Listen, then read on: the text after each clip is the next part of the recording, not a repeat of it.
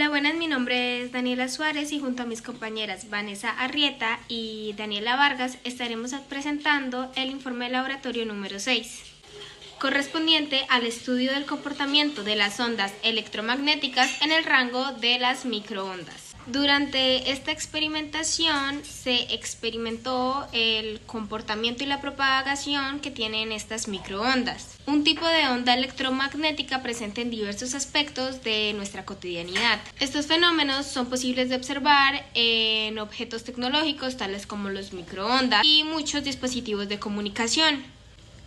A pesar de que se trata de partículas invisibles al ojo humano, son partículas que interactúan directamente con la materia, como la interacción con el agua en los alimentos en un microondas que genera calor en procesos como el calentamiento del electrodoméstico.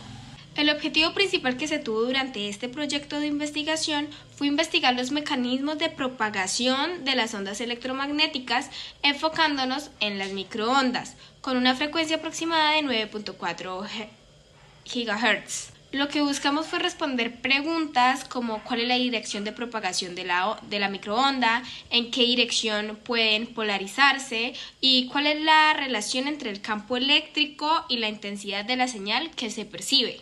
Para dar respuesta a estos interrogantes se llevó una serie de experimentos en el laboratorio, donde se incluyó la verificación de la ley de Malus, la cual describe la intensidad de luz polarizada al pasar un polarizador, y la determinación del coeficiente de absorción de las microondas en diferentes materiales.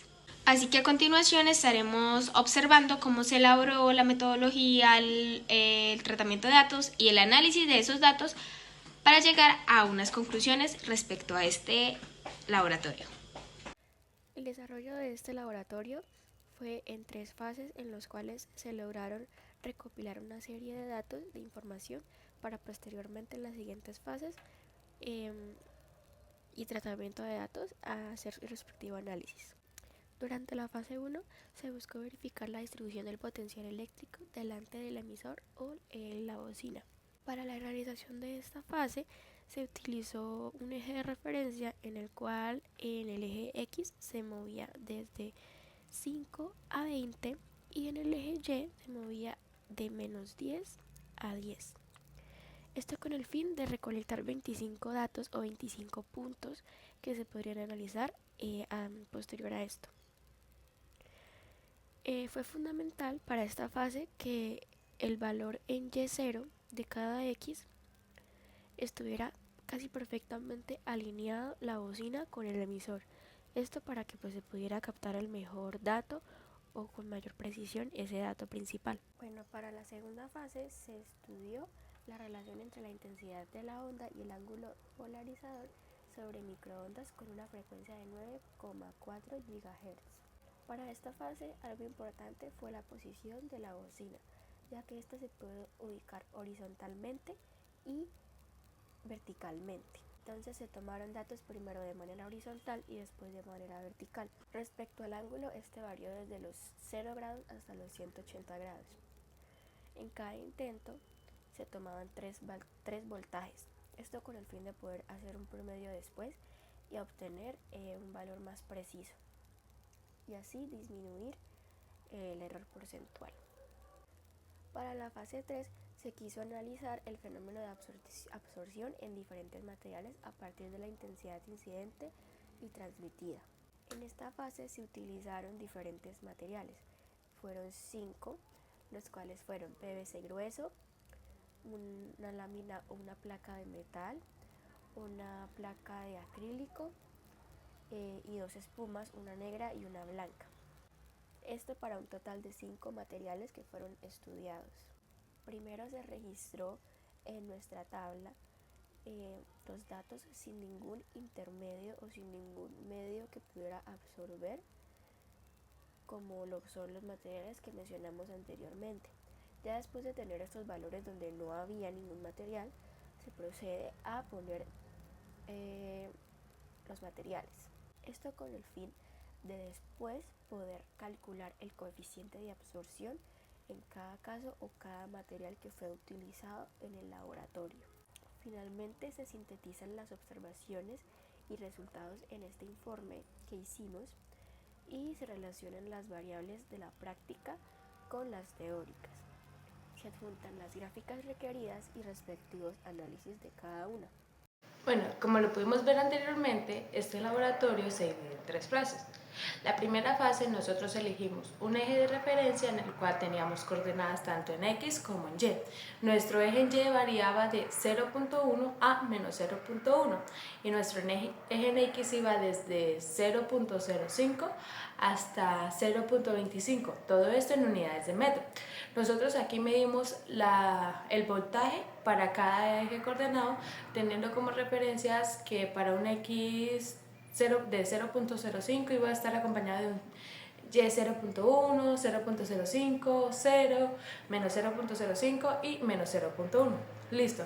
Ahora con estos valores nosotros procedimos a encontrar la intensidad del campo eléctrico, dado que nosotros conocemos que la intensidad del campo eléctrico de una onda electromagnética varía con respecto a la ecuación de intensidad es proporcional a el inverso de la distancia al cuadrado, o mejor conocido como el seno del ángulo al cuadrado sobre la distancia al cuadrado. Pero bien, ¿cuál era la distancia? La distancia la podemos hallar por medio de Pitágoras, que era la raíz cuadrada de nuestra distancia en X al cuadrado más nuestra distancia en Y al cuadrado. Luego de hallar estos valores procedimos a hacer la gráfica, teniendo en cuenta que para cada eje en X íbamos a hacer una gráfica diferente, tomando nuestro eje de X, los valores de Y y nuestro eje en Y, y vamos a poner los valores de intensidad del campo eléctrico hallado. En eso pudimos comprobar que entre más se alejaba el emisor en la dirección en Y, iba disminuyendo, porque en el eje Y, cuando era 0, tuvimos la mayor intensidad en todas nuestras X, tanto en nuestra X1, nuestra X2, nuestra X3, nuestra X4 y nuestra X5. Ahora bien, así podemos concluir la fase 1, que podemos relacionar la teoría vista en clase, que nos dice que a medida de que se aleja el emisor de la antena, la intensidad de campo eléctrico va a ser menor. Bueno, para esa segunda fase teníamos un polarizador en el cual íbamos a variar el ángulo entre 0 y 180, cada uno con 10 grados, o sea, tomando 0, 10, 20, 30, 40, 50, 70, así sucesivamente. Luego, para esto hallamos el voltaje, pero tomamos 3 muestras de voltaje, tanto para la antena en posición vertical como para la antena en posición vertical. En el tratamiento de datos lo que hicimos fue promediar estos valores de la antena en posición vertical y de la antena en posición horizontal, y así tuvimos el promedio por cada ángulo. También hallamos la desviación estándar, o bueno, mejor conocida como la incertidumbre, con la ecuación de la desviación estándar. Luego de esto normalizamos los voltajes. ¿A qué me refiero con normalizar los voltajes? Tomamos los voltajes ya tenidos y los dividimos en el voltaje máximo que nos dio tanto para la antena vertical como para la antena horizontal. De este también hallamos la incertidumbre, pero esta utilizamos otra ecuación que está en el informe. Y luego de normalizar los valores, nosotros procedimos a hacer una gráfica en la cual tomábamos la antena en posición vertical y la antena en posición horizontal versus el ángulo de cada caso, de cada posición.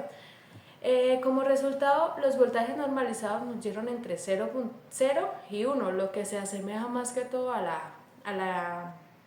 la gráfica del coseno al cuadrado. Entonces pudimos verificar la ley de Malus, que nos dice que la intensidad del ángulo debe variar igual a la intensidad inicial, por decirlo así, por el coseno al cuadrado del ángulo. Al graficar nos dimos de cuenta que la que más se asemejaba era la antena en posición vertical y la que menos, en posición horizontal, y la que menos se asemejaba era la antena en posición vertical, dado que esta no tenía un comportamiento como, por decirlo así, como coseno cuadrado del ángulo. Entonces esto puede ser debido a pequeños errores en la medición o que no se tuvo en cuenta algunos factores. Bueno, lo cual sugiere que la antena, o sea, la posición de la antena, sí, esto afecta ligeramente la distribución del campo eléctrico o de las microondas. Bueno, y entonces para la última fase, la fase 3, lo que hicimos fue medir el voltaje para diferentes materiales, tanto como el PVC grueso, el metálico, las espumas y entre otros. En esta fase nosotros nos interesaba era encontrar el coeficiente de absorción, lo cual lo hallamos con la fórmula de U sub 0 menos U sobre U sub 0 por 100, teniendo en cuenta que U sub 0 era el voltaje, el potencial del esto sin material, y el U era el potencial o el voltaje del material en cada caso. Para este tuvimos como resultado que el que tenía mayor coeficiente de absorción era el metálico, y esto concuerda mucho con la teoría, ya que el metal como tal es mejor conductor, entonces tiene una alta capacidad de absorción debido a sus propiedades. Y por otro lado tenemos que el PVC y el acrílico, dado que son dielectro, tuvo un menor coeficiente de absorción, lo cual concuerda con la teoría vista en clase. Entonces sí pudimos asemejar lo visto en el laboratorio con lo visto en clase. También pudimos ver que el coeficiente de absorción es mayor en los conductores y menor en los materiales aislantes. También en la espuma pudimos notar que tiene un bajo coeficiente de absorción, pero tanto en los metales y en otro material pudimos notar que sí tienen un alto coeficiente de absorción. Bueno, y para concluir pudimos ver que este laboratorio nos permitió ver conceptos clave como la polarización, la absorción y la propagación de las microondas. Entonces, principalmente tenemos que la propagación de las microondas depende como la intensidad es proporcional a la inversa de la distancia al cuadrado, lo cual esto es relacionado a la teoría. Además, también pudimos notar que al mayor alejarse el pisito del emisor, entonces menor van a ser las microondas. También pudimos ver la relación que tiene la intensidad con el coseno cuadrado del ángulo. Podemos ver que esta es proporcional a este.